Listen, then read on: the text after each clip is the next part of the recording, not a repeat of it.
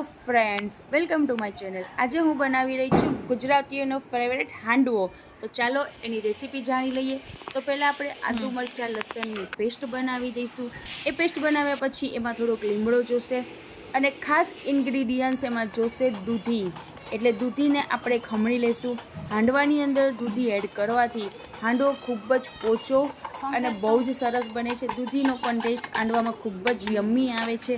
હવે આની સાથે આપણે થોડાક તલની પણ જરૂર પડશે અને થોડીક ખાંડની પણ। હવે લોયાની અંદર તેલ ગરમ થઈ ગયું છે, એમાં આપણે એડ કરીશું રાઈ, જીરું અને હિંગ।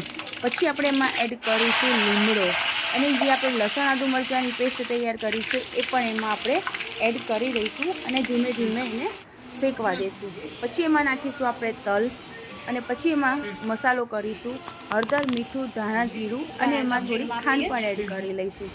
પછી આ ચટણી જે આપણે સરસ બનાવી છે એને આપણે બેટરની અંદર એડ કરીને સરસ મજાનું મિક્સ કરી દઈશું કે જેથી કરીને હાંડવાની અંદર આ મસાલાનો પ્રોપર ટેસ્ટ પણ આવી શકે।